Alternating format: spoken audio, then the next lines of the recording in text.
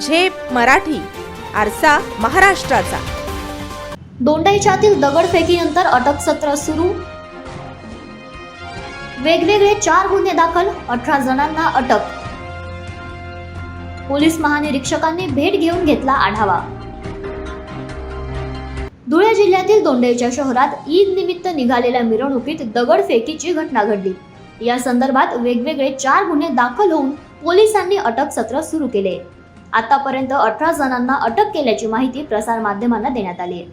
शहरातील या घटनेनंतर नाशिक विभागाचे विशेष पोलीस महानिरीक्षक दत्तात्रय कराळे यांनी दोंडाईच्या शहरात भेट देऊन परिस्थितीचा आढावा घेतला।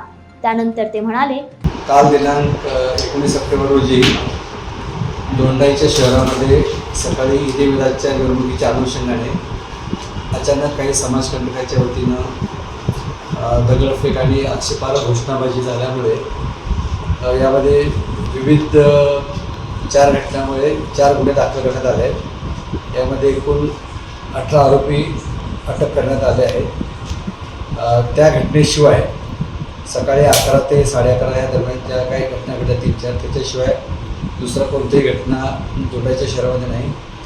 SP श्रीकांत देवरे आणि ॲडिशनल SP किशोर काळे हे स्वतः या ठिकाणी उपस्थित होते आणि ती परिस्थिती हाताळली आहे। 19 सप्टेंबर रोजी दोंडाईच्या शहरात ईद निमित्त निघालेल्या मिरवणुकीत गोंधळ उडाला। याची वेगवेगळे कारणे सांगितले जात आहेत। मात्र या संदर्भात 4 वेगवेगळे गुन्हे दाखल झालेत। जाफर अली खाटिक यांनी 25 ते 30 जणांविरुद्ध, मोहिनुद्दीन पिंजारी यांनी 30 ते 40 जणांविरुद्ध आणि राहुल शिवाजी तिरमाळे यांनी 35 ते 40 जणांविरुद्ध फिर्याद दिली आहे। याशिवाय प्रशासनाच्या वतीने हेड कॉन्स्टेबल अविनाश वसंत पाटील यांनी दिलेल्या फिर्यादीनुसार 70 ते 80 जणांविरुद्ध गुन्हा दाखल केलाय। आतापर्यंत पोलिसांनी 18 जणांना अटक केली असून शहरात सध्या तणावपूर्ण शांतता आहे। प्रतिनिधी समाधान ठाकरे, झेप मराठी, दोंडाईच्या। अशाच वेगळ्या आणि ताज्या बातम्यांसाठी पाहत रहा झेप मराठी, आरसा महाराष्ट्राचा। संपादक प्राध्यापक अनिल चव्हाण, धुळे।